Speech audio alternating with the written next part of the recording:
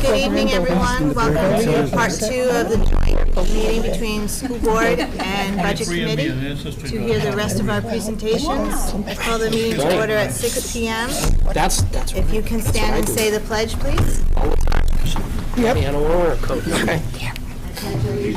To the flag of the United States of America and to the republic for which it stands, one nation, under God, indivisible, with liberty and justice for all. They're funny. They just summer and parents. All right, so I'm going to start off with public comment. And I see no tonight. So we only have 3 more presentations. So we're going to start with the food service. If anybody ever has questions for them, just raise your hand and I'll call you. So we have Megan.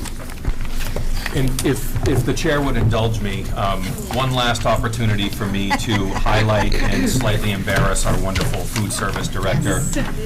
Megan will accept no responsibility for this and will be quick to give the credit to her team, but she was recognized by the Goffstown Network this year by receiving the William Exner Leadership Award. So, of course, Reverend and Megan will be, I will hear from her about saying this, but I think it's a good recognition of Megan and her team. So I would say, Meg, all your wonderful people working in the kitchen that are working hard to feed our kids every day, we just appreciate everything you do. Thank you, Megan. So we're going to start on page 30 for those looking, because we did another school bus the other night that's further And back. So page 30 go to 29. is the food service. Okay, nice to see you all here tonight, and I have a short presentation for you. I'm sure that's a theme that you would like to hear this evening, so hopefully I will stay short.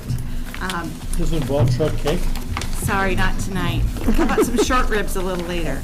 Okay.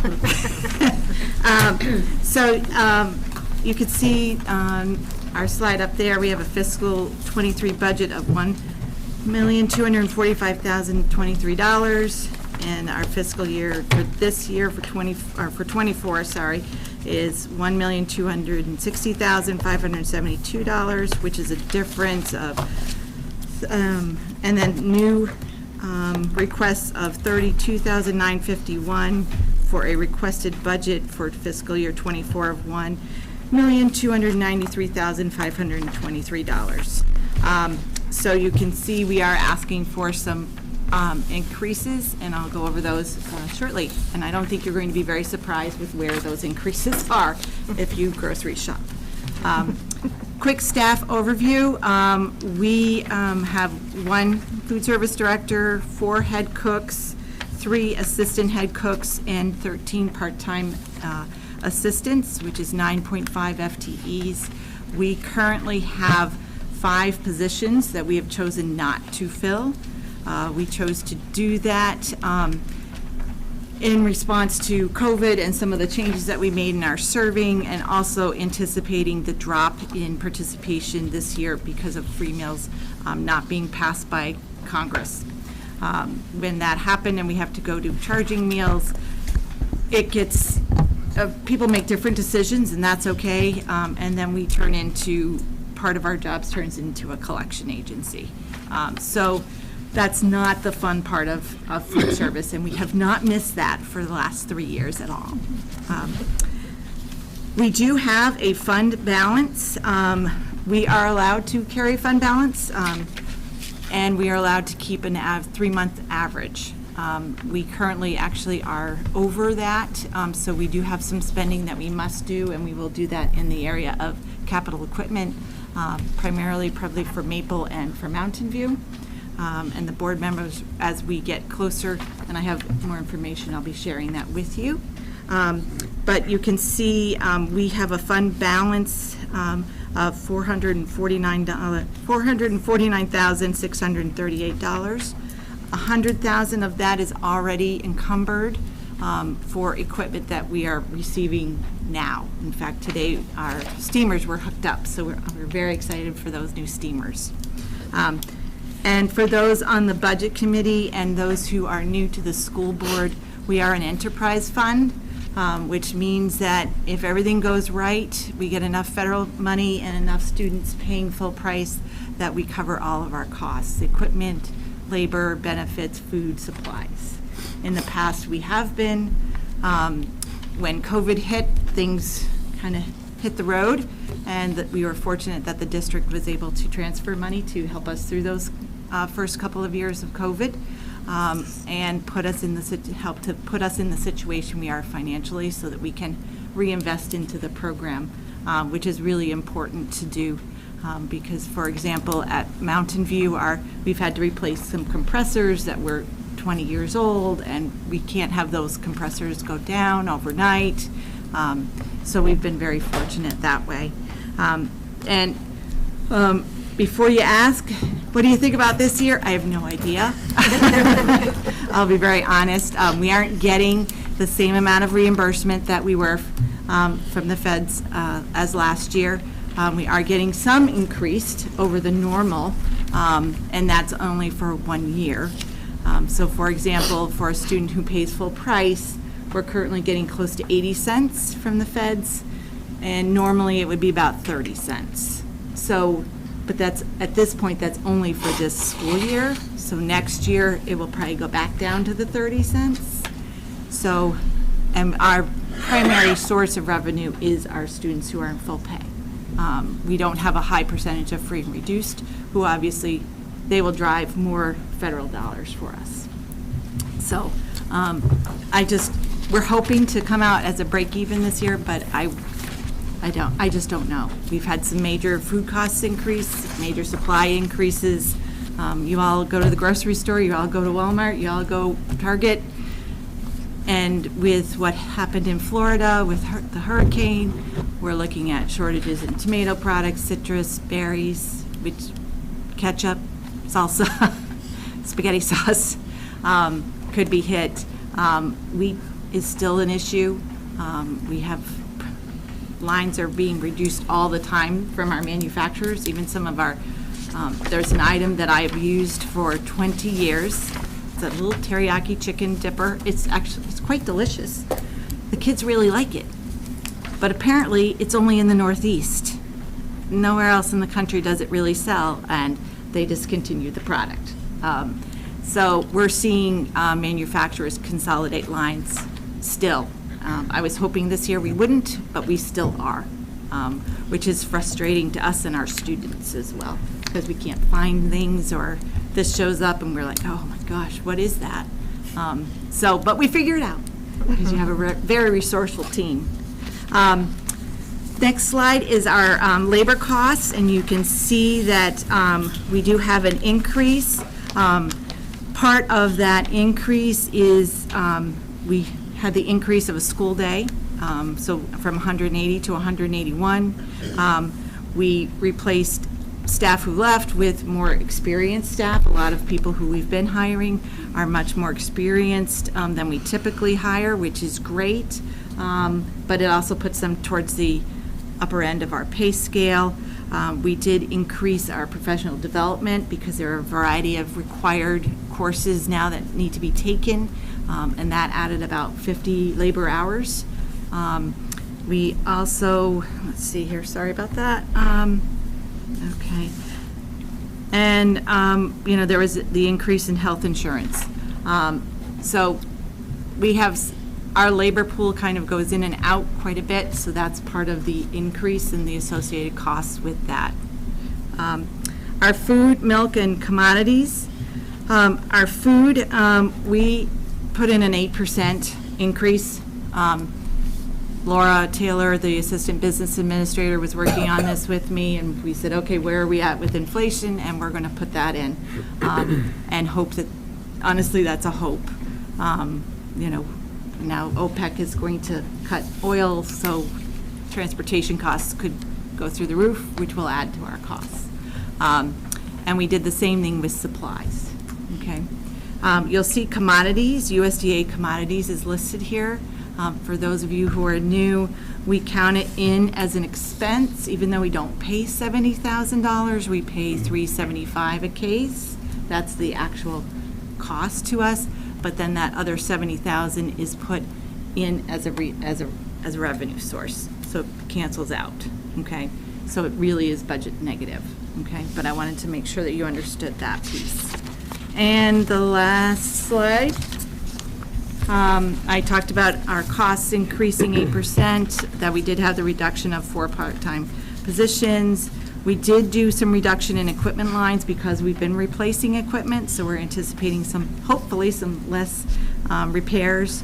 And labor increases are due to the professional development requirements, 181 days, hiring folks at higher rates because they're more experienced, and we definitely do get a benefit from that. And that's really us in a nutshell. What?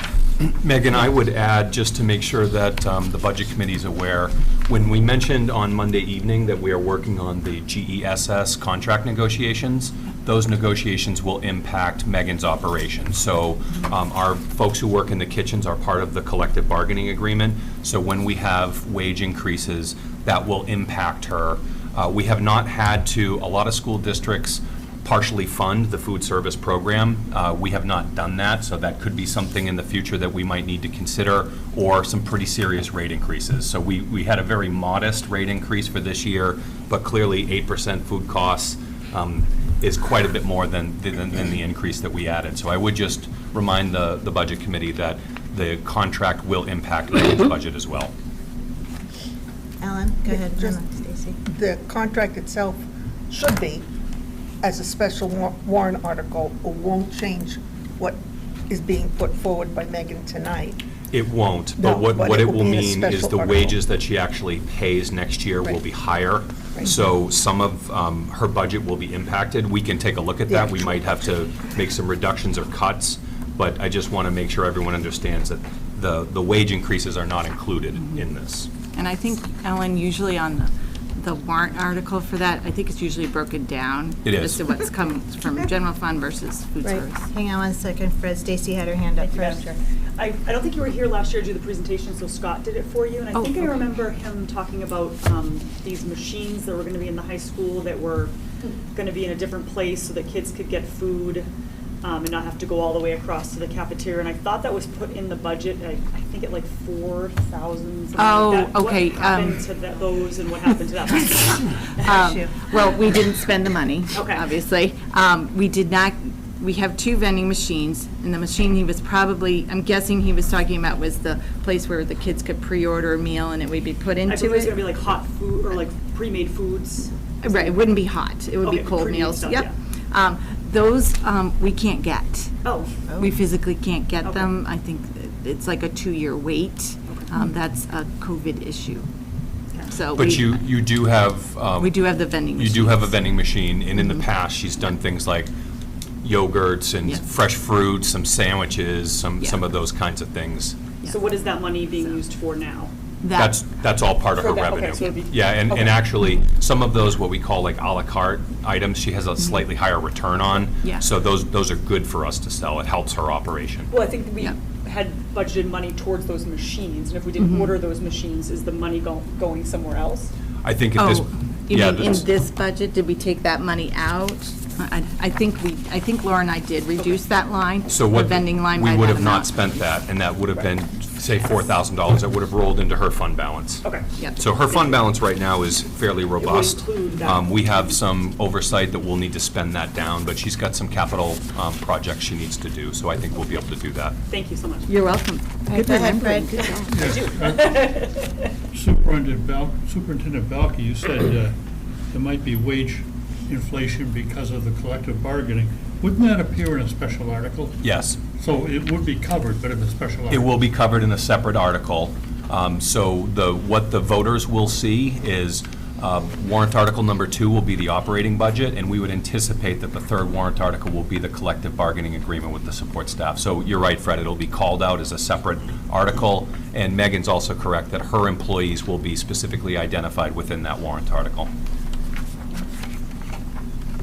Go ahead, Joe. Thank you. welcome.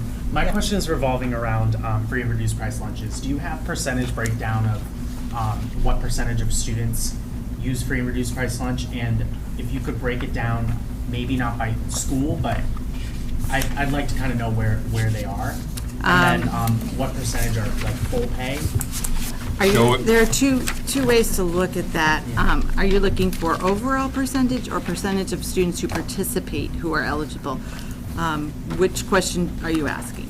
So we already have it. Let me Okay, see, yeah. let's have Joe take a, Joe, if you take a look at page 14 of the packet, slide 22 gives the historical percentage of our population. And one of the things that we would also point out, Joe, we shared Monday night, that Bartlett was just eligible for the, what's called a free fruit and vegetable program. So that's something that's contingent upon what their percentage of free and reduced is. So they had a slight, they actually had a slight downward tick, but I'm not entirely sure why they authorized us to receive this again, but we did. We did. And we're It's some happy to very take it. complicated USDA math. So we won't try to figure out their math, but this gives you the percentages. Okay. And I would just share, and I think people know this, when you look at the numbers, the percentages on slide 22, for 2020 and 2021, remember, there were no free and reduced requirements at all. During that time, all school lunches in the country were free for everybody. So nobody filled out free and reduced paperwork. They didn't have to. Everybody got the lunch irrespective of your particular financial need. So Megan has had to work really hard to kind of retrain people. You got to fill out the forms. We need to check your eligibility. Let's make sure we're getting you help if you qualify. Right. Does that answer your question? Yeah, and I'm kind of wondering, so there's no like state funding at all for any of this? There is. There's some for breakfast. There's about 3 cents for breakfast. Per student? Per student who eats. They have to have a Per lunch. meal. They have to have, per meal. Okay. Per meal served. And for the lunch, there is no state money. It's all federal money. Okay.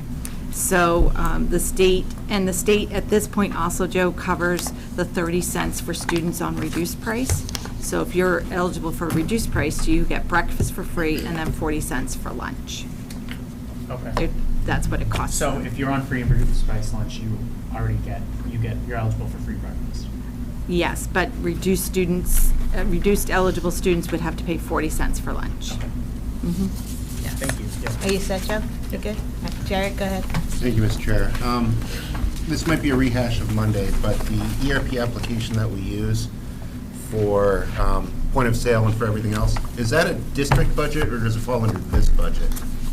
The point of sale, Megan, do you remember if that, I could take a look at the. You mean Titan? Titan. It's all in my budget, Okay. yes. Did we budget anything in the district lines for Titan? No. Okay, so it's all completely removed. Yeah. What's Titan? Titan is the point of sale system that we use to cash kids out from lunch. It's the tracking mechanism that ties back to their individual family Power School account. It tracks all the money, all of that, state reporting. If I can follow up, please? Yeah, go ahead. So if I recall correctly, we pay a yearly subscription to Titan, but then parents that are using credit cards to also fund their children are also paying an additional credit card fee Yes. versus in check? Correct. So for the convenience of paying with credit card, there's a small, there's a small fee associated with that. The school district does not get that fee. That is charged by the agency. But they don't charge for checks or anything that takes us having to manually take checks and cash them or anything along those lines? No, because if they play it? send it into school, there's no fee. And whenever we talk to parents, we do remind them that if you do it online, there is a fee. But, I would say probably about 70% of our parents still do the online payment just because it's easier for them. They don't have to worry about the kids losing money, that whole. Kids are sometimes not reliable couriers. Jared, are you set? Good, thank you. All right, Lauren, I saw your hand up. Go ahead. Thank you, Madam Chair. Just to clarify on your labor costs, so you're down 4 part-time positions, and just with the addition of the 1 extra school day and hiring some more experienced staff, the labor costs you're budgeting $17,000, $18,000 more? There's more that goes into that cost. There's the 50 hours of professional development. There's health and, that labor number covers includes the FICA, health insurance. insurance, All benefits. all of that is wrapped in. So it's kind of, it's murky sometimes. I could figure it out to the penny if you would like. And Lauren, but- sometimes you can imagine things fluctuate because employees make different benefit elections. Yeah. So, for example, one year an employee may not take benefits, but the next year they may. So those costs are also reflected as well. In labor, I missed that you said that, I'm sure you did, thank you very much. No problem, thanks. right. Does anybody else have any questions for Megan and food service? Go ahead, Joe. No, go. Sorry, Don't one more. apologize. Ask whatever you want. Thank you. Are all your cooks safe certified or? Okay. That's a requirement. It's a requirement for the job. Yes. Thank you. We actually do Safe Serve certification here at the high school You as do your own well. classes here? We do. Cool. We do. It's actually one of the metrics that we use to track our college and career readiness. Love that. All right. Anyone else? Okay, seeing none. Thank you, Megan. Very good. Thank you, folks. Good luck. Have a good night. Thanks. You too. All right, so Mountain View is page 39. So we'll welcome Mountain View up, and I'd like to introduce, if folks haven't met, this is Jessica Milligan. She is our new principal at Mountain View Middle School, so we're pleased to welcome Jess to the table. I believe Jess is going to be having Mrs. Williams come up with her. Thank you, Brandy, I appreciate that. Brandy Williams is the assistant principal, and I would like to also introduce the rest of the administrative team, if I may. Lyle Hamill is in the back, he's the curriculum coordinator. Kim Rivers is sitting next to Lyle, and next to nobody, by himself, is Mr. Lewis, the Dean of Students, which is a role he often finds himself in. So welcome, thank you for being here. So they're ready to present and answer any questions that we have. So, Mrs. Milligan, welcome, the floor is yours. Good evening, everyone. I also want to thank the Budget Committee for coming to Mountain View to take a tour. I think we had a good time. Lots of laughs, but it was a great tour as well. So we can start if you look at your PowerPoint. So our fiscal year 2023 budget starts at $10,814,320. The base is $11,091,268. The new, under new, $35,334, and our requested is $11,126,602, and that's a difference of $312,282, and that's 2.8%. Under historical enrollment, I think the notable piece is, and you had asked for percentages last time, so under grade 7, we do have a big bump coming, and the total New Boston students are 95. That was in September. I'm actually hearing that we might have gotten a few more students added to that number, but that's 34% of that class. And then in 8th grade, a total of 64 students from New Boston, and that's 28%.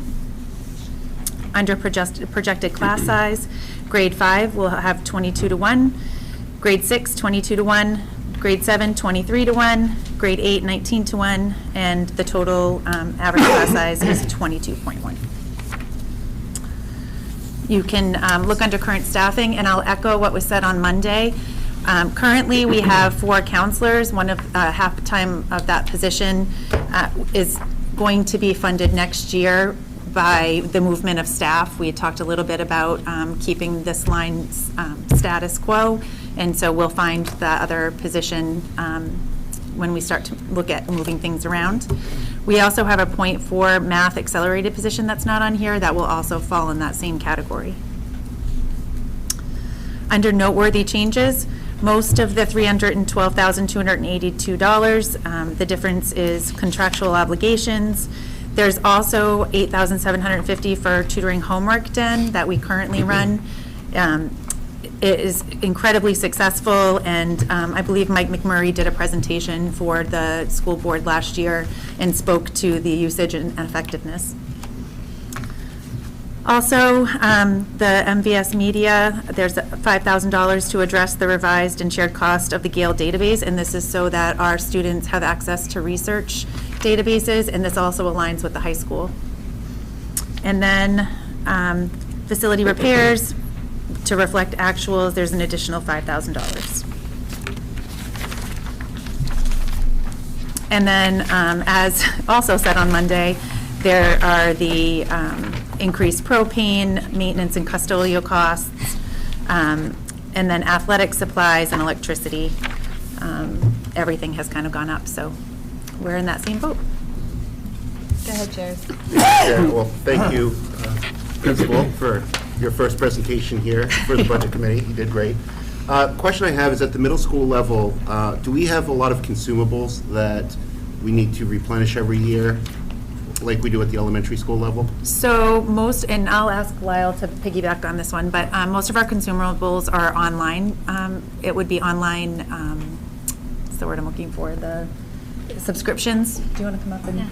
So we have a lot of online subscriptions that align to our curriculum, and those are due coming up into the following year. And then it'll be the fiscal year 24 that some of those are coming due. And I know we're looking at a new math program, so that might not even be an issue. But Lyle, do you want to talk more? When we purchase these programs, we purchase multi-year contracts with them for our math program, for our science program, for our ELA program.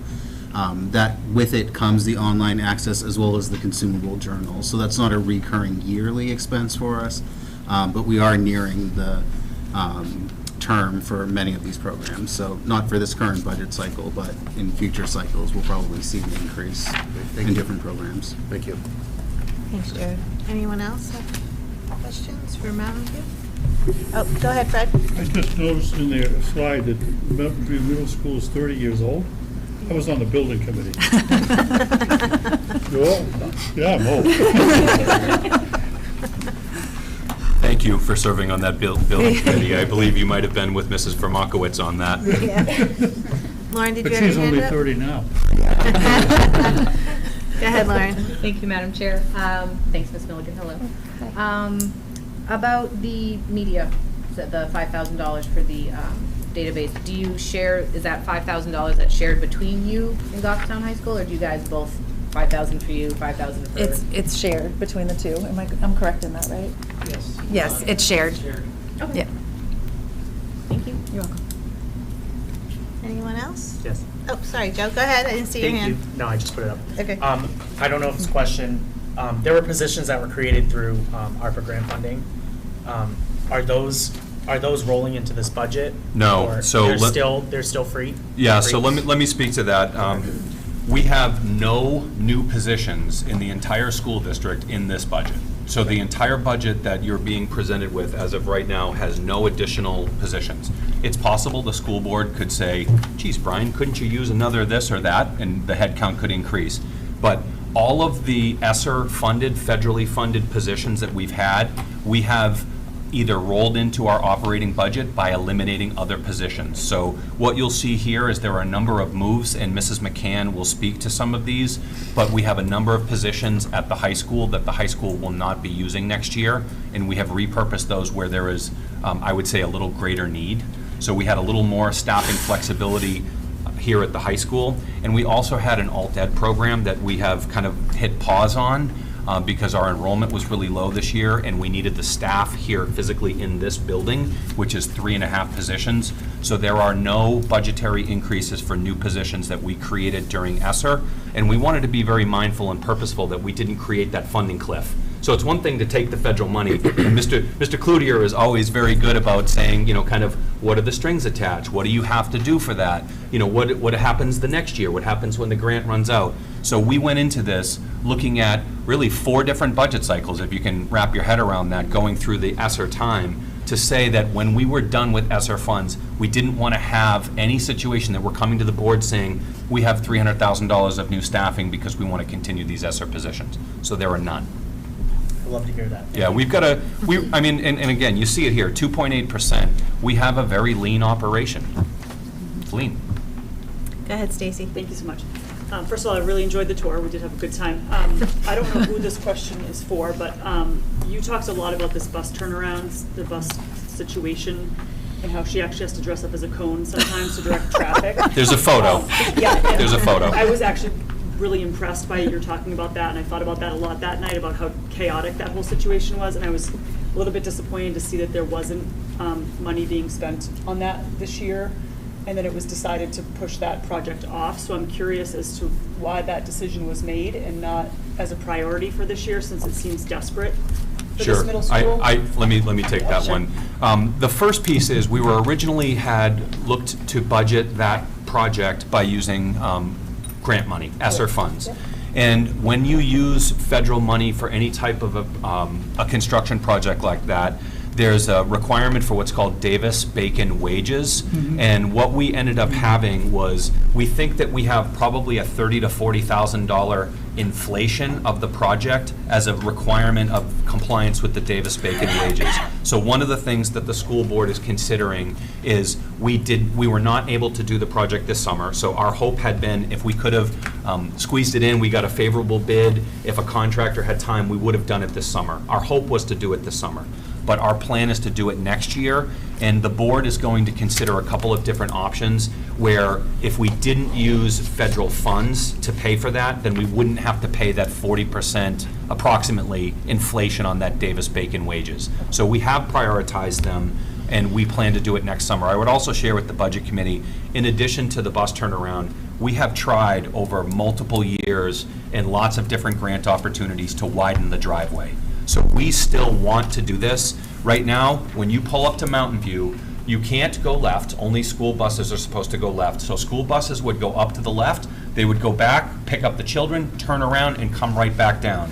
What happens now, they go around the school, and then they cross paths with all the cars that are coming down. And if anyone's been to Mountain View at the beginning of the day or the end of the day, it's a nightmare. We know it's a nightmare. We apologize to everybody who lives up in that neck of the woods. But there's really, it's a safety issue. When you have buses, and sometimes we have people waiting in line in cars, and people go around in the other lane, which is obviously not safe. So there are a lot of safety issues. Hope to do it next summer, and we hope to eliminate that cost inflation associated with the federal procurement Davis-Bacon wages. Thank you for clarifying. We already have the engineering done, so the project is so-called shovel-ready. We're ready to go. Thank you. Go ahead, Lauren, I saw your hand up, right, and then Frank. Thank you, Madam Chair. Just to quickly ask you, Superintendent, if I may.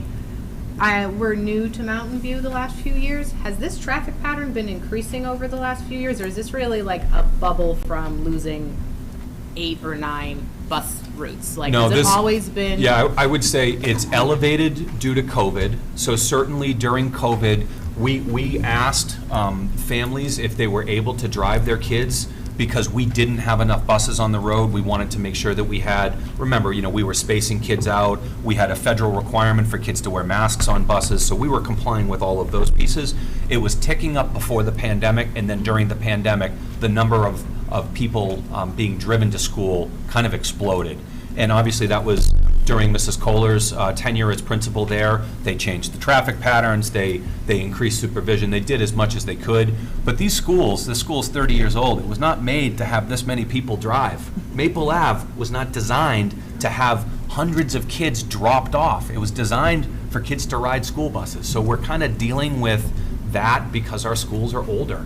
You would never design a traffic pattern like we have in our schools. You wouldn't do it now. Maybe here might be okay, but the rest of the schools really would need some retooling. Brian, do you mind if I add something? Please. I know a lot of the questions I've received from parents is why can't we go back to the way it was last year when parents were going around by the buses as well?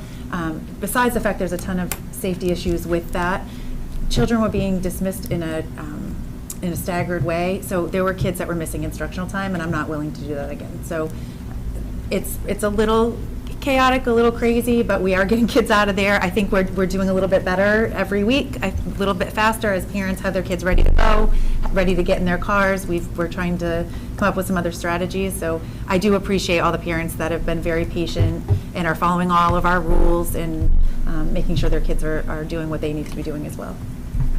Thank you, Lauren. Go ahead, Frank. Yeah, no, I know. Superintendent Valky, you said that the job is shovel-ready. What were the cost estimates for it? So the cost estimates were quite a bit lower than what our costs came in. So we probably saw about a 40% higher than anticipated cost. So when we went out to bid, we were unfortunately surprised. So our engineering firm, we use Stantec Engineering out of Auburn, and they had done all of the cost estimates for us. And probably not surprisingly, the cost of trucking, the cost of materials, there were just increases. So when our contractors bid on it, it came out of quite a bit higher than we had originally intended. So to do everything you wanted to do, how much was it? It was about 260-something thousand in total, and we had hoped it would come out under 2, I think are the numbers. And that's just the road widening or the turnaround? No, that's just the turnaround. So the road widening, and again, we will continue to pursue if there's any chance of getting federal or state money to do this, we will. that was more like $1 million plus. And what that project would be, when you pull up to Mountain View, the sign is in front of you, you go to the right, we would add another lane. So the only way, if you look, it's a little bit of a billy goat cliff. You kind of look over the side. And the reason it's so expensive is it's a lot of material to bring in to make it. So we would cut in a little bit to the left. There's a retention pond that takes the runoff from the parking lot. We would go into the left a little when you're coming up the drive, and we'd go to the right a little. We'd add another lane, and we'd restrict. So we could do a couple different things. The way that we designed that was to have the ability to have 2 lanes going in the morning and 2 lanes coming out in the afternoon, or we have the ability to have a dedicated sort of emergency lane. So one of the things, we've learned a lot of lessons over the years. We had a incident, people may remember this, a white powder incident many years ago that happened right at dismissal, and we couldn't get first responders to the school. The first responders were coming in with hazmat suits. They were coming in ready to clear the building, do whatever we need to do, and we couldn't get the emergency response vehicles up to the school. So we've really tried, to see if we could do that road widening, but unfortunately, right now it's probably $1 million, $1.2 million. It was pretty expensive. Okay, thank you. Go ahead, Melanie. Thank you. You're welcome. Principal Milligan, I had a question for you. Do you know what the start and stop times are for parent pickup? Do you know when children actually start leaving, or when parents start arriving? Oh. And how long that driveway is filled up, just for reference? Yep, so 1:45. Yeah, We early, sometimes okay. have parents. Yeah. They show up early. It starts really early, and then we go out at 3:10. So kids, I walk out with the students at 3:10 in the afternoon, and then in the morning, same thing. I mean, parents are there super early, ready to drop off, and then I go out at typically between 7:55 and 8. And then as soon as I walk out, the kids know, they get out of their cars and start.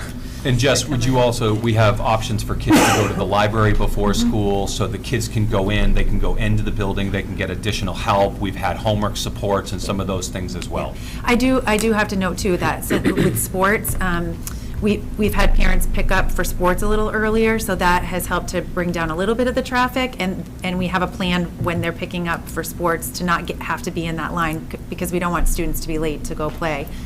So we've made do. I think, again, we're getting a little faster every day, but that's when everybody kind of complies with what we're asking them to do. So, and the kids are doing a really great job paying attention and jumping in cars, and I tell parents, just go for a slow roll and push them out. Yeah, right. Need crash pads along the side. Right. Thank you. Are you all set, Melanie? Okay, go ahead, Ellen. Yeah, just real quick, so we can get back to the budget. We have enough buses transporting our kids. We don't. We don't. We Okay. don't. So we have 22 buses budgeted. And right now, as of this moment, I think we have 17 or Okay. 18 on the road. We have not been able to offer the full complement. It would be our hope to return to that. So as we have perhaps new drivers come into the queue, we actually have 2 new drivers that just started, so that was really positive. And we have a few more that are finishing their training and they have to do their state testing. So we're hoping that our total number is able to increase. We will add buses back on the road when we're able to. And specific to Mountain View, I would also share, we are offering no transportation for any athletics. So my hope would also be to return to that. I think it's a hardship on families. I think we have a lot of kids who maybe aren't able to participate because they don't have the kind of ride flexibility. So when we have more drivers, we'll put more buses on the roads, we'll bring the size. Some of our runs are really full, really full. And in fact, Mr. Lewis is here, so I'll mention him. I have multiple times asked Mr. Lewis to get on several buses and speak to students and speak to drivers and make sure drivers are feeling supported. Those runs are packed. So we actually had to change a couple of runs because we had a couple of circumstances that we had more kids than we anticipated. So we've made changes to New Boston runs and to Goffstown runs because some of the buses are so full. The reason I asked is, are we anticipating that once we have the needed amount of buses, do we anticipate far fewer kids being transported by parents, or is that going to continue? Well, I would say, I don't know that I have a crystal ball on that. My speculation would be that I think parents made a lot of sacrifices during the pandemic. I think driving your kids to school is really hard for a lot of parents. So I think what we saw this year is we had a significant increase in ridership this year. So we have less people driving their kids than we did last year or the year before. But I would expect that to continue. I think that as parents, and particularly when bus rides are a little shorter and maybe a little less crowded, I think there might be more parents that want to put their kids on buses. But it's hard on families. I mean, a lot of us know, a lot of us made sacrifices, but it's hard to, and the traffic doesn't make things better. Okay, thank you. Go ahead, Dan. It may be worth noting that we also have tracking mechanisms on the bus now, that if you are the parent of a student on that bus, you can opt to sign up and find out where the bus is. So if that was any concern for parents, that's also a help and assistance. Yeah, great point. So parents now can get real-time data on when they can expect the bus to be pulling up to the stop. All right, thank you. How would they do that? So we have an email that if anyone's interested, they can just contact the school and they can get that information sent to them. Again, there's whole instructions of how they set it up. We give them all the information. So any parent that's interested, please just reach out to your child's school. They're happy to provide that. Go ahead, Jim. There's a special code. Oh, sorry, Dan. Yeah, we have to give you a special code, which we're happy to. Go ahead. I'm just here, just soliciting if there's anything that can happen on the state level to alleviate the driver shortage or regulations or anything. Just collect feedback from anybody, principals. One of the biggest things, Joe, I appreciate the offer, and I would say Joe is always really good about asking us, are there any pieces of legislation that we might be interested? I always appreciate that, and Fred as well. Both of our state reps here are very good about that. The big thing is rostering. So, and the Department of Ed, the New Hampshire Education Department, and the Department of Safety are very well aware, but the ability to roster drivers in multiple towns is something that legislatively could have a fix. There are bureaucratic slowdowns because sometimes, like a company like STA or Goffstown Truck, they have terminals in Bedford, Londonderry, they have them all over the place. And if we have a driver who's going to drive for a field trip, they have to be fingerprinted and background checked by me. Whereas if we had some kind of flexibility that they could be rostered in multiple districts, that would allow a little more flexibility. I think the folks at certainly the state police and the people who oversee bus transportation are pretty aware, but, and it's, I would say, anything to make the process shorter. So in terms of more flexibility, so during COVID, we heard that people had completed their hours, but they couldn't do their DMV testing because they only do testing on certain days, or they couldn't go to certain locations because DMV didn't have enough testing staff. So we've had some of those kinds of things, Joe, but I appreciate the offer, and let me talk it over with Mr. Gross, and if we think of anything, but I would say the rostering would probably be the big one. Seems like it's a pretty simple fix. I will tell you, we've been talking, I've heard this for 10 years. 10 years we've been trying to fix this. Go ahead, Fred. It would be helpful to come up with specific language. Sure. Yep. Because if you rely on me, it'll all screwed up. That's why we don't, Fred. Can you drive a bus, Fred? What's that? You can drive a bus. There you Did I drive go. a bus? Yeah. All right, is there any more questions for Mountain View before we bring up the high school?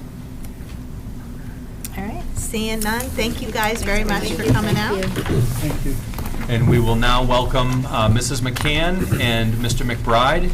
I think Mr. McBride will probably kick things off, and then Mrs. McCann will do the presentation. Mr. McBride? Short and sweet. I was not going to talk about bus drivers, but another shout out being it's got to be the hardest job going, thankless job. And it's hard enough, I kind of have a title and I get to look at them this way, but to have 20, 30, some buses, 50 kids while you're driving a huge object behind you. Oy. So thank you to all our bus drivers. They do a great job. And we are administratively working hard because every once in a while kids misbehave. And we can't afford to have that with our bus drivers. So I guess for all parents watching, you got to behave on the bus. Right. Well, riding a school bus is a privilege, and students who cannot do what we expect them to do, that is a privilege they will lose. We can't have that. It's a safety issue. I can't have kids unsafe on buses.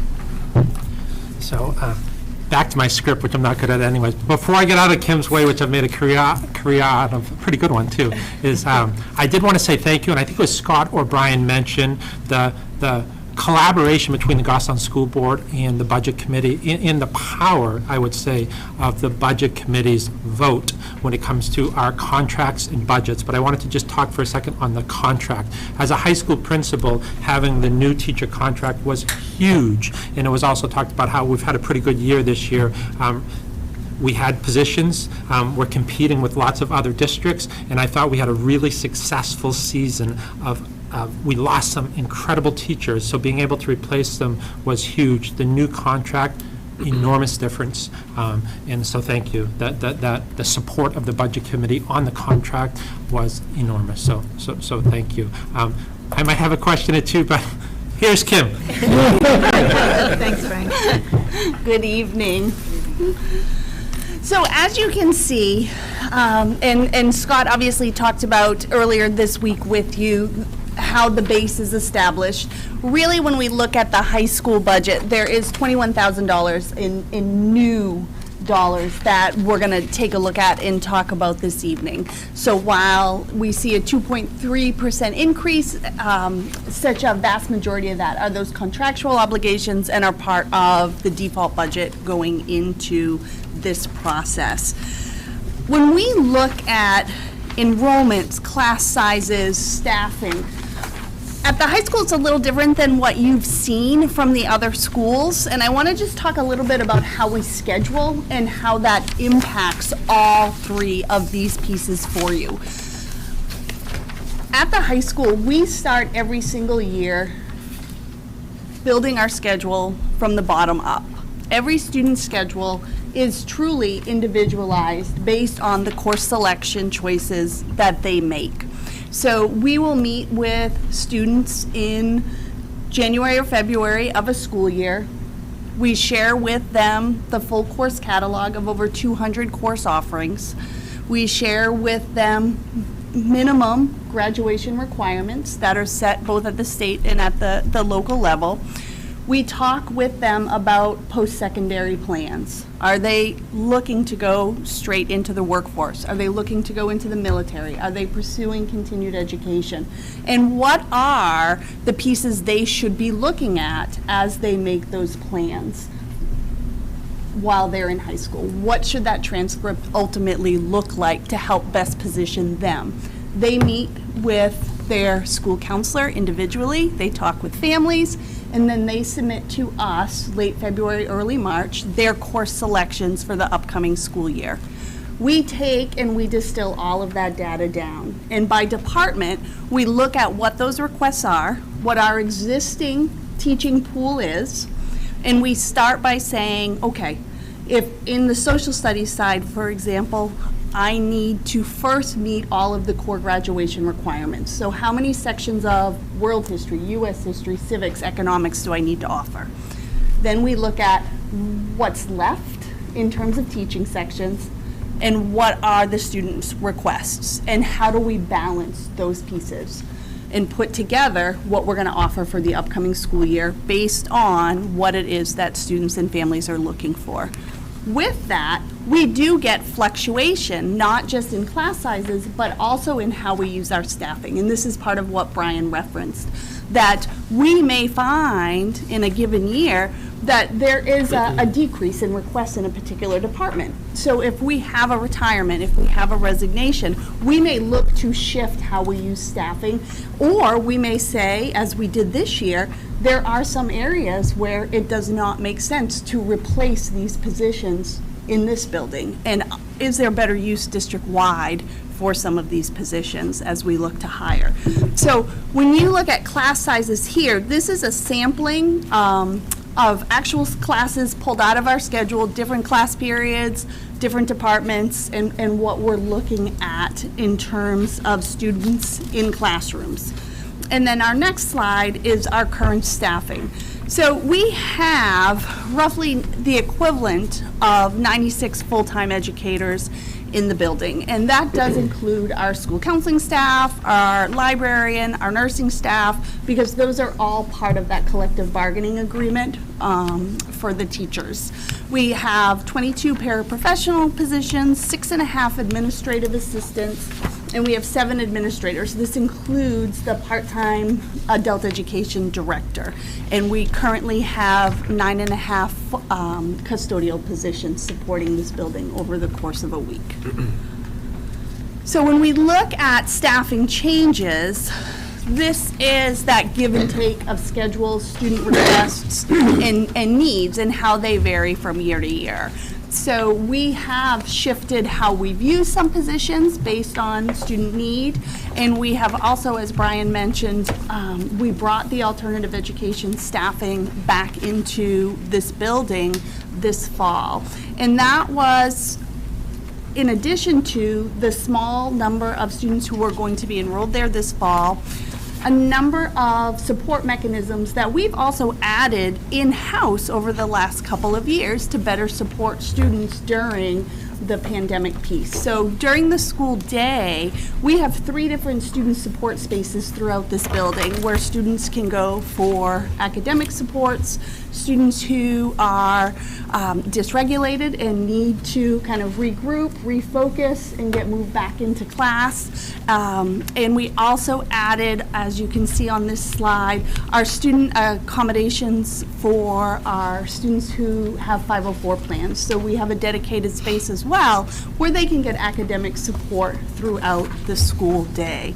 So knowing that we've brought a lot of those positions into place, we've increased some of our support capacity as well in the counseling department, we really felt we were in a position to support all of those students in this building and use that staff to fill needs here that were kind of some late summer, some shifts with staffing and needs.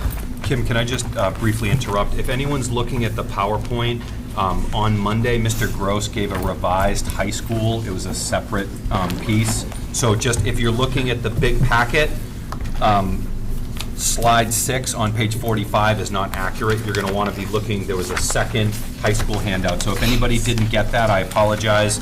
I don't have them. I'm happy to give someone mine if you need it, but we're happy to make sure you get copies of those. So before we go into the dollars, do people have questions about scheduling, class sizes, staffing? Yes, Fred? You use 504, that went right over my head. What's a 504? Yeah, so 504 is a federal program that supports students who have other health impairments, so they don't necessarily qualify for the traditional sense of special education, but still have access to a wide variety of supports. Fred, Section 504 is a program that dates back to 1973. It was Section 504 of the Rehabilitation Act, and it provides anti-discrimination protection as well as employer and school-based accommodations for children who qualify. It's a federal program. Yes, okay, sorry, Shane. That's okay. Kim, do you guys have a full complement of paraprofessionals right now? So there are 22 positions in the budget. We have not filled them all, and that is in part as well due to shifts in IEPs. So while those 22 positions are there, we currently have 17 in this building. A couple of the 22 positions we had also kind of traded, if you will, for a part-time special ed math instructor. So the positions are all there and are being used in a variety of needs. Thank you. My follow-up was going to be, if you don't have the full complement, have you used that money elsewhere? Yeah. So thank you. I would say that we do have open paraprofessional positions in a few of the buildings. I think Mountain View has at least one. So if anyone's interested, certainly reach out. We're happy to point them in that direction. Go ahead, Stacy. Thank you. Did you already have a 504 teacher, and this was another one in addition? No, this was a new position. As we have really seen the number of students who are qualifying and have additional need for supports, we made that shift. We started This will be the second full year of it. In part, it was a response to the 2 years of pandemic education. And we had a unfilled science position a little over a year ago that we said, could we ever do this? And it just has been beautiful. The work that she does with students is phenomenal. And I might add too, you should take a peek. I didn't bring the tour through it, but peek inside the Grizzly Den at some point. Doesn't have to be tonight, but in here, it's a really nice space that's been repurposed in a few different ways over the years, but the last few years it's been to support these students with 504s. And Sylvia Lewis, interventionist, spectacular job. She is one of the best. Follow up real quick. Yeah, So I was going absolutely. to ask you, that's unusual that we would have such a high number, but relative to COVID, but what, do you have an idea of how much you increased with your 504s? Oh, Joyce, would you know? Okay. I don't know that it was a significant increase, but what we saw was increased need. So I don't think the Numbers- overall number increased all that much, but in general, we saw kids, Accommodations kids had much more need. Yeah. And again, we thank the school board for allowing us to repurpose a position to staff that, so that we're in our second year of doing that.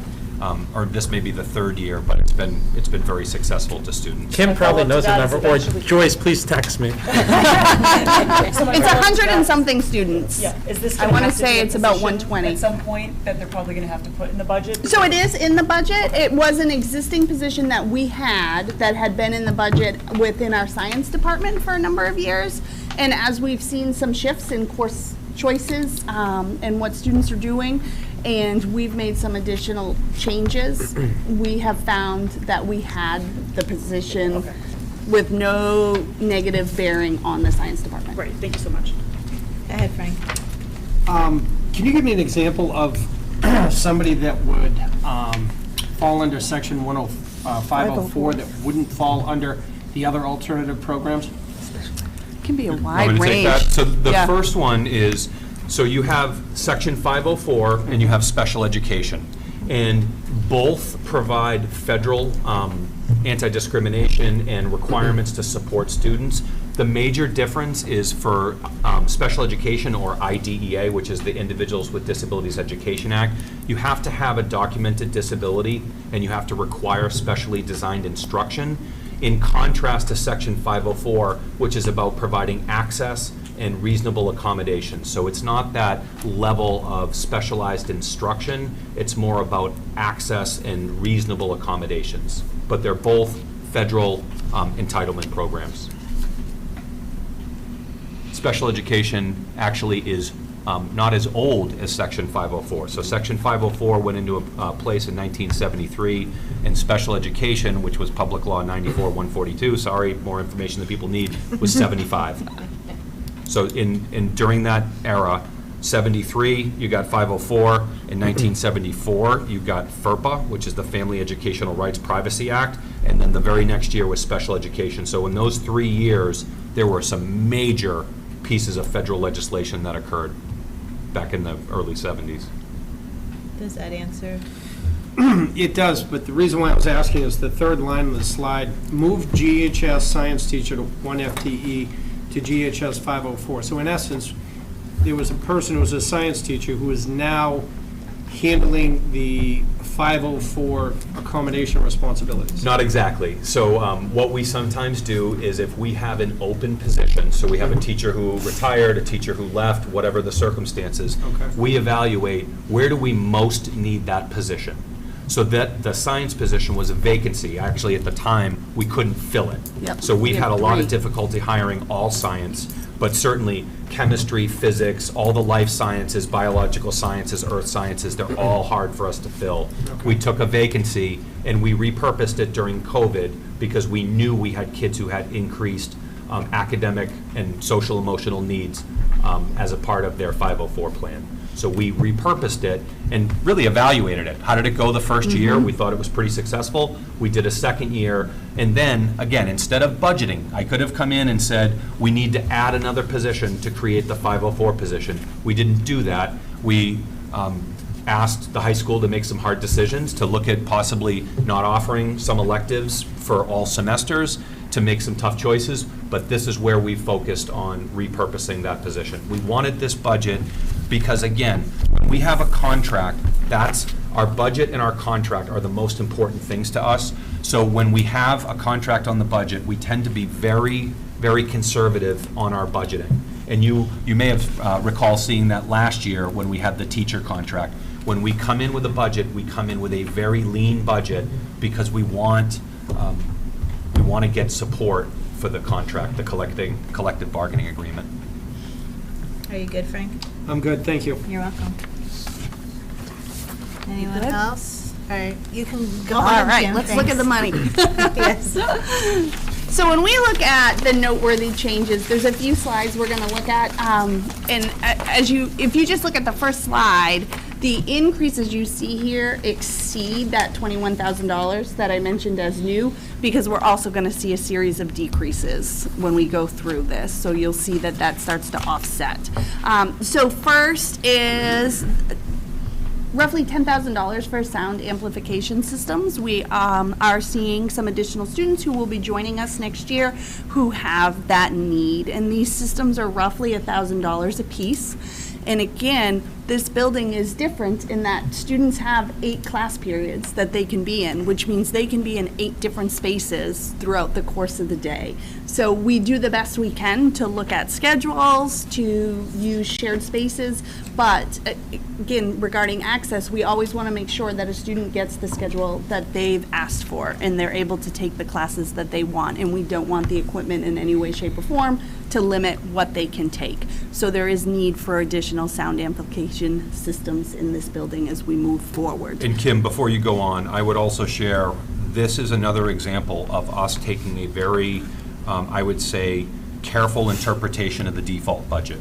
These are required under 504 plans. We arguably could have put this in the default budget because they're required by law, but we did not do that. We want to give full transparency. We see this as a new purchase, and as such, we did not include this in the default budget. Go ahead, Ginny. Kim, don't you feel that the amplification systems really benefit all the children and the students? Oh, in the class? absolutely. All the Not children, just and there's really a lot of research as well supporting the fact that they benefit the instructor who uses it, because you are not using your teacher voice all day, every day, and the wear and tear that that takes. And that schools that actually have put these systems into place, and they're kind of hardwired into all classrooms, have actually over time seen a decrease in illness as well amongst their staff, and they see more teachers in the building on a regular basis. Go ahead, Jared. Thank you, Mr. Chair. Unfortunately, Mr. Gross isn't here. He'd probably be able to answer this relatively quickly. This is not the first time we've seen sound amplification at the school. So correct. I know that we treat sound amplification as a new item, but laptop carts and laptop replacements and computer replacements is built into the default budget. Is there a difference in philosophy on why we do that? No, it has to do more with the mechanism of budgeting them. So for example, if we had a line that we added $10,000 for sound amplification, and we did that and then continued that program and it went year to year, then that would be included in the default budget. So we didn't have any sound amplification for We didn't at the high school. Okay. So We did at again, middle school. there's another interpretation. Yep. We probably could have made the interpretation, we could have put them in a district line, and then it would have been a line continues, but we didn't do that. We do them school specific. So as the need comes up, and this is something, I agree with Mrs. McCann. I think it's good for the teachers. I think it benefits all students, as Mrs. McKinnon had questioned. But if the kids need the sound system, we're going to get it for them. We're going to make sure that they have the equipment that they need. And we do move them around, so we're pretty frugal. So if we have one year, it can go from one classroom to another. They don't last forever. And they're also, sorry, this may be more information than people need, but there are different kinds of sound amplification system. There are ones that are general whole class. Think about an instructor wearing a microphone around their neck, and there are speakers. There are other types that are unique and specific to children who have hearing aids or individual sound amplification, and those systems have an individual frequency, if you will, so that there's a microphone around the teacher, but only the child who has the hearing aids is the one that hears the sound amplifications. So the ones that we're asking for here are the whole class systems, but we actually have both. And there are maintenance contracts that go on with these. There are, you have to have them recalibrated sometimes. You have to have repairs done. The individual systems, these ones that tie to hearing aids are about $3,000 per system, as opposed to the sound, the whole class ones, which is basically, it's a series of speakers and a microphone. So it's not as expensive. You said, Jared? What is the life of the, Hang on, Ellen. the speakers? So the whole class ones, so the age of Glen Lake School, when we built Glen Lake School, we put sound amplification systems in every classroom. And so I would say they easily last 10 years. So I would fully expect these systems, and some of them longer. So we have some systems that are probably more like 15 to 20 years old. They last quite a while. So it wouldn't be smart to set up a cycle of... Like a replacement cycle? So many every year? We certainly could, and that could be something long-term to think about a kind of a more district-wide approach. But the other thing is we also use grant money for this. So if a child has an IEP, it's a special education student, we might have the ability to use special education grant money and pay for that unit. Right, All right, Ellen, I saw your hand up. You're good? You sure? Yep. Okay. All right. Great. So Go the ahead, next Kim. increase you're going to see is $6,500 to support after-school tutoring. So this is a program that we've had for a number of years. At one point, it was in district salary lines. We've used grant funding to support it for a few years, and now we're at a place where we are moving those dollars directly into this budget. So we offer tutoring here Monday through Thursday for about an hour and 15 minutes after school for students. The next two are facility related, and they're based on actuals. So as with everything, cost of materials is going up, so budgeting appropriately to make sure that we are well positioned for necessary repairs, projected increases relative to propane. And then as we go into the next slide, we have, again, cost increases associated with our athletic program. We're seeing the cost of officials, training services are all slightly upticking. Our rental facilities to support our athletic programs are up, as our supplies. The last line here, physical education supplies, this is not an area we typically have seen an increase in our budget, but we are looking at making some changes to the delivery of our physical education program going into next school year, and this is money to support that. We're moving away from what has been a very traditional Phys Ed 1, Phys Ed 2 program where you've got 50 kids in the gym and anything can happen at any given time on any given day, to providing a lot more individualized choice in what students are taking to meet those phys ed requirements, and looking to establish longer term, hopefully, lifestyle pieces. So we're moving the physical education 2 class for next year. We're starting small rather than going whole scale with 10 different electives. We're taking out the Phys Ed 2. We are adding a Walking for Wellness class. We are adding a net games program. And our Phys Ed teachers had come up with 6 or 7 different potential courses. They had gathered student input, and these were the classes that kids said they had the most interest in doing. So looking to purchase some walking weights, fitness trackers, and supplies to work with our Phys Ed and our Tech Ed department to build some additional tables for games like table tennis, for example. So that's what that $2,800 is for in physical education. Go ahead, Ellen. Just real quick, the school board heard about this a month ago or so? Yeah, last About a meeting. month ago, about changes coming up, and we mentioned at the time that there would be budgetary impact to this program change. So at least the school board's heard about this before. It's not something dropped on us. And it was through C&E that Kim gave a full-blown presentation, which was, I think, well received by the committee, and then brought forward to the school board for information. Yeah, so that was budgeted. At the same time, the board approved a new AP Economics Right, course, so right. that's also included. And there's one more course that the board is going to take up, I think, at our next meeting. Okay, I just wanted to, this wasn't something new to us. Right. And just remind board members, we did hear about this about a month ago, I think it was. Thank you. And remember, I think what Mrs. McCann was really going for with this change in physical education, not all high schoolers want to go change clothes and go play, dodgeball. They don't want to do that. So we wanted to give more choice, more pathways. Kids that aren't into athletics, kids that, maybe it's not their thing. We wanted to give them some more options. All right, go Great. ahead, Kim. And then the next series of slides take you through the areas where there are reductions in this budget.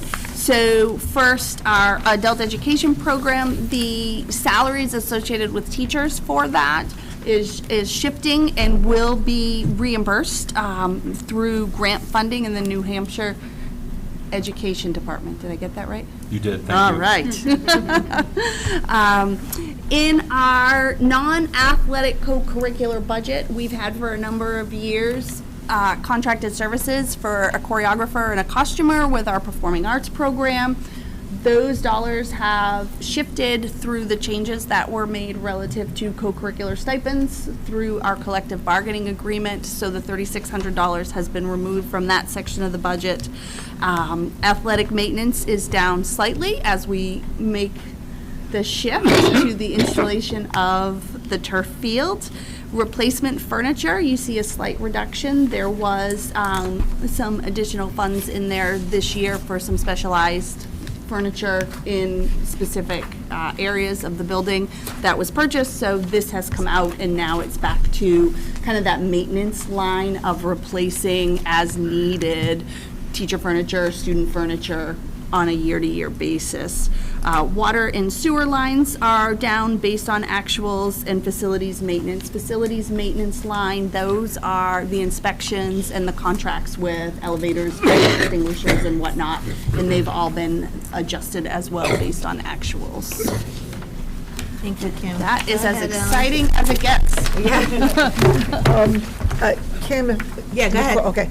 On that, due to the turf field and not needing the field maintenance, did you include what is needed as a result of the turf field?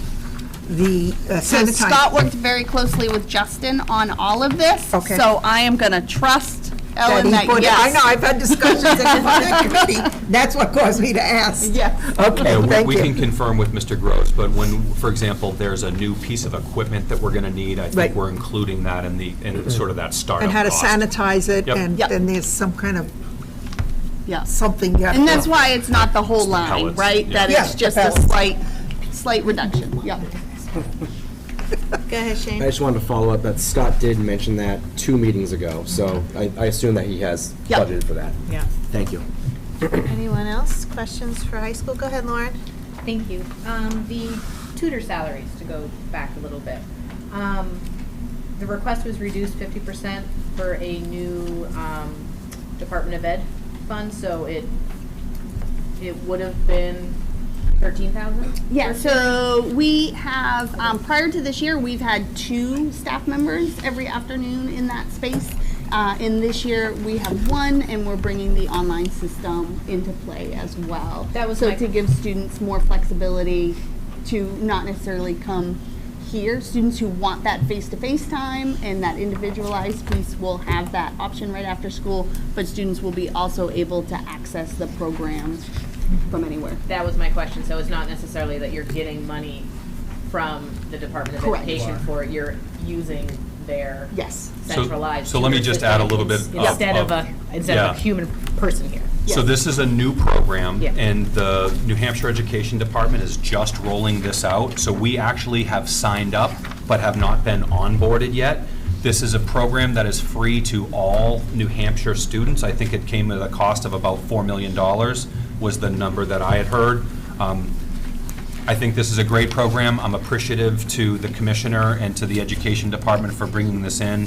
I would say my only complaint is children who attend private schools are able to access this. There's a little bit of an issue there for me in terms of public money being used for private school students. But this is eligible for all students in New Hampshire, grades 6 through 12. So it doesn't, there is no elementary version of this, there's nothing for younger children, but what this is it's an online platform. You heard on Monday us talk about Schoology, which is our learning management system. The tutor.com is going to be built right into Schoology. So a student can go home, they'll log in one time to Schoology, and there's going to be a button that if they want free tutoring, they click the button and a text box opens. It's like a chat box. Like if you ever are on a website, a little chat box opens up. They can ask their questions in the chat box, and there is a tutor who could be anywhere in the country. There's no personal identifiable information shared. All the tutor would know is there's a 7th grade question about math from a child named Brian in New Hampshire. So the tutor would go into the chat box, and there's also the ability to have an audio call through that. There is no video call, and anything that either the text box or the auditory call are recorded, and there's a transcript. So I think we had some concerns. I don't know who the tutors are. I haven't vetted them. I haven't done background checks on them. We haven't done anything. There are a lot of school districts that are very nervous and scared about this program. I'm not. I think this is a good thing. I'm appreciative of this, so we're going forward. There was a question, we have to have a data privacy agreement. We've taken care of, Mr. Bourget has been chasing all those pieces down. Mrs. Kohler has attended a number of webinars. We're ready to get this up and running. I hope to have this ready for families in the next couple weeks, and they're going to have it this year. So the funding for this program goes on for 2 years. We reduced that line. We cut it from 2 teachers to 1. So we reduced the capacity, and this tutor.com is not proven to me yet. So I wanted to keep some money in here because I think not everybody learns in kind of an online environment. Not everybody's comfortable asking a question about how to multiply fractions in a chat box, and it's better to just sit with a smart teacher like Mr. Lambert who can help kids right there. So we reduced them because we're optimistic about this program, but I don't want to cut them entirely. I would say if the New Hampshire Education Department funds this for years moving forward, and this is a great program, then you'll see this as a budget cut. If we can do it for free, we'll do it for free. You good, Lauren? Yeah, thank you.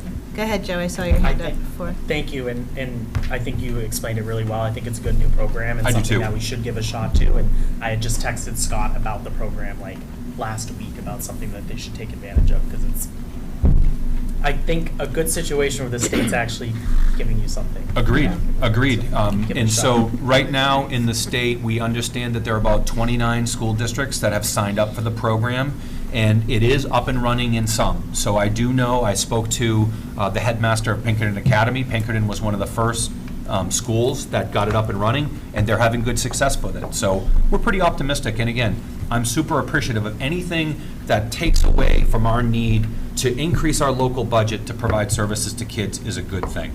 Go ahead, Fred. Question, I assume that the tutors, wherever they are vetted by somebody. So they're not vetted by you, but they're vetted. I am assuming that as well, Fred. Okay. So I can tell you that it's been reported to me that there is a rigorous process for the tutors. There are background checks that are done, but that's all happening at the state level. So the state is the vendor. Actually, the Goffstown School District is not the client, it's New Hampshire. So that's as much oversight as we have. We're going to get it up and running. We're going to put it on Schoology, but we don't actually have any other oversight of these tutors. I won't know where they are. They could be in Texas. I believe they're all in the United States, but I would say I can't confirm that. Go ahead, Lauren. I'm sorry, it probably has no budgetary concern, but are you going to get metrics on this from the state as far as this is actually how many kids from Goffstown Yes. logged on? This is how long your average support was? That's exactly it, and those are the exact things that the state is going to give us. So I saw a draft report. We had a meeting with the commissioner this past Monday, and they showed us a report. It was only as of Monday, there had only been like 35 or 40 kids that had accessed it. So the commissioner shared that in New Hampshire, we had 35 students access it in this many subjects, this many grades, and for this duration of time. That was all they shared. So we will get that as a report. So hopefully we'll see, what the usage looks like, and we're gonna push this. I want parents to know about this. I think this is maybe some of you haven't experienced this, but when your kids come home and have math questions and you maybe haven't done pre-algebra in a couple of years, it's great to be able to do this. The other thing I would share is through this tutor.com, free SAT tutoring. Free SAT and ACT tutoring. So any student who wants to take a class to learn strategies of how to sort of maximize the SAT experience, there's a free class in tutor.com for this very purpose. And in the past, if there are private classes, they're, I think, a couple $1,000s. I'm not sure exactly what parents pay for those, but this one's free. Brian, do you want, if it's okay, I'm going to add a couple of things, just because I went to the last webinar. So they do a rigorous background check. They have 3,000 to 4,000 tutors that are currently on staff. I met with the executive director of Princeton Review, who is in charge of tutor.com. Beyond that, they have a vetted process where they have to pass subject exams after they meet the minimum qualifications of certification. They have one-on-one interviews, and they only accept 1.2% of their candidates into their program to be able to be vetted as tutors. So I felt very comfortable knowing all of the background pieces that they go into. One of the other things I'll also mention is, Brian had mentioned that kind of on-demand in Schoology button. What's great is if a student does need something on demand, they can go in and ask for it, but students also have the ability to schedule ahead of time. And if they find a tutor that they really connect with, so for example, if they find a great biology tutor, they can favorite that tutor to try to reschedule with them again based on the feedback that they're receiving from the tutor. One of the other things besides the ACT prep and SAT prep that Brian talked about that I really liked is students can actually submit their college essays and essays for classes, and they'll get a rubric back within 6 hours from their submission with feedback on their essays, which I thought was pretty fantastic.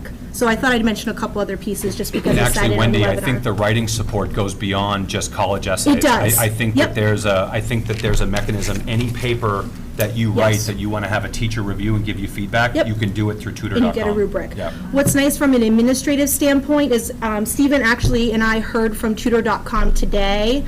We have our person who's been assigned to us, which we're excited about, and we expect that this will be up and running in about 2 weeks from Oh, what they beautiful. told us today.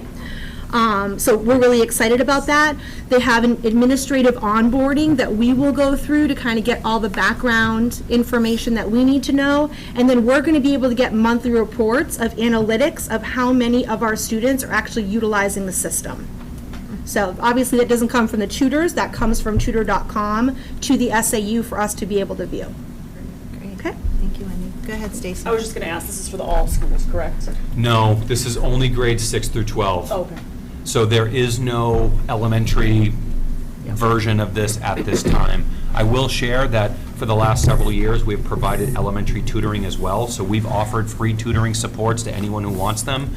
So we still have some of those services, but unfortunately, there is no access to younger children for this. Are they still going to have the portal system though through Schoology? They'll still have everything in Schoology, but they won't Just won't have have the tutor button. function. So the button that they can click for tutoring help, and actually, not that anyone needs to know this level of detail, but we had to do it a little more labor intensively because 5th graders can't access the program. So we couldn't enroll all of Mountain View because we have 5th graders. So we had to go in, we have to do it a little, like all of the high school is eligible. So we signed up the whole high school, but for Mountain View, we had to go in and kind of hand do every single class, every section, everything, so that we make sure that 5th grade students were not in the queue.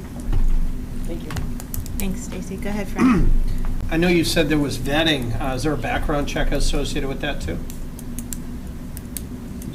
Yes, from what they spoke about on the initial conversations with the district administrators, that was part of the vetting process. Criminal background check. That's the impression that I was under. We can certainly double check that and see what was in the document that was sent today, but they said background check when we were in the meeting. Well, there are a number of Yes, different types of Yep. background checks. There's, Yep. there's financial, there's criminal, there's. Absolutely, and I can get clarification on that, for Yeah. sure. Yep. that. I Thank you. actually had a meeting, we had a superintendent's meeting 2 weeks ago, and the attorney from the Department of Ed spoke about this and assured all of us that they've taken care of every requirement, every background check, everything. Because I think a lot of superintendents had all of these concerns. And what's different is, normally there are people. So if I don't like an exchange between a student and a tutor, I have the ability to say, this is my employee, I'm going to address this from a personnel perspective. There might be, the tutor may not continue to tutor. We don't have any of that oversight because we're not the client. The client is the state of New Hampshire. So we don't have as much oversight as we normally would have. But we've heard from the attorneys at the department that this is all been vetted and taken care of. It appears as though there's been a criminal background check. It sounds like it, but we're not totally sure. Yeah, and I can tell you that I am the one who gets criminal record checks on every volunteer, every employee, every school bus driver, everybody. I won't get any of these. I won't lay eyes on a single one. Right, because the state is the customer. Because the state is the customer. Right. So they're required to do all of those pieces, whereas that normally falls on the local school district. But Wendy's going to confirm and just let everybody know. All right, thanks, Frank. Go ahead, Fred, I saw your hand up. I forgot the question. Oh, dear. I'm getting senile. All right, I'll call on Retta, and if you think of it, raise your hand. Go ahead, Retta. And this is just more of a comment, because our college has been using online tutors for 5 to 7 years, and, you know, it's a great service, and we haven't had any problems, and students continue to use it, so it's a positive thing. Thank you, Retta. Go ahead, Samantha. Thank you. Do you know if they offer, I know we talked about college essays, do they offer like resume building too? I haven't heard anything about resume building. I don't think so. Okay, good question, thank you. Yeah, and certainly that's an area that kids need help. Yes, absolutely. Anyone else? Go ahead, Melanie. I just have a thought about, is this going to be accessible for identified students? Yes. Anyone grades 6 through 12. But will they be able to utilize it? That's the question. Well, certainly that would be kind of an individual student, but they'll have access. Everyone would have access, grades 6 through 12. I'd be interested to hear how that turns out. Yeah, I would too. I think, you know, again, we haven't even started this, so I'm optimistic and hopeful. I think this is going to be a good service. I'm appreciative that it doesn't have a local cost associated with it, and we're hoping for the best. I think it's going to be a good thing. And I think the other piece too to remember in all of this is it is a piece of a continuum of services for students. So if this was not something that worked for an individual student, we have the supports during the day that they can access during their prep periods. We have the program after school. We have NHS tutors. There's a lot of other means as well for students, in that it's really looking at that full complement of options and kind of finding what really works best for each student and in each family schedule when they're looking to access support and resources. Okay, Fred, did you remember? I remember. All right. You might not know about an incident between a tutor and a student that was less than desirable, but say a parent brought a concern to you and you reviewed it, you said that's a legitimate concern. You could bring it to the state, have the state. I could, and in Yeah. fact, every exchange is recorded and there's a transcript. So I could specifically, if a parent reached out to me and said, I have a concern, my child was on tutor.com, the tutor made an inappropriate comment. I would have the ability, if I knew, you know, who the child was, I would have to have a name, but I would have the ability to go in and get a copy of the transcript, and there's an audio file that we would have the ability to listen in. So that would be the investigation. And I would assume, I would think that our mechanism, having not gone through this yet, but would be that we would notify the New Hampshire Education Department and that they would investigate it. But certainly I would want to make sure that I'm satisfied with the outcome of that. Thank you, Fred. Go ahead, Caroline. It does look like through the RFP process of the state of New Hampshire looking for the tutor.com or whoever was going to submit a proposal requested a rigorous criminal background check as part of it. Perfect. Thank you. the answer to that question. There you go. But Is there a again, hand it's up not over seen there? No, locally. you guys are good? All right, is there any other questions for Kim in the high school? I don't see anything. Thank you guys so much. Thank you. Thank you. All right, so that concludes our presentations from all our administrators. Is there any other business that may legally come before the meeting? Go ahead, Dan. I could just mention that anybody, thank you, Caroline, for mentioning that. All of the contracts that go before the governing council are sitting on the Secretary of State website, all the historical ones as well. So if we find the date that it was on there and the item number on the governing council, we can actually grab that contract. You can actually see the contract, right, Dan? And take a look at it, and read it, and find out everyone who, all the bidders list, and what happened. So that's just more information, whoever's interested. Great, thank you, Dan. Go ahead, Melanie. I'd just like to say thank you to the school board for inviting the budget committee to this continuing session. Thank you to all the educators and support staff that stayed and answered all of our questions, and all the time and attention you put into it. It's appreciated. Yes, definitely. Agreed.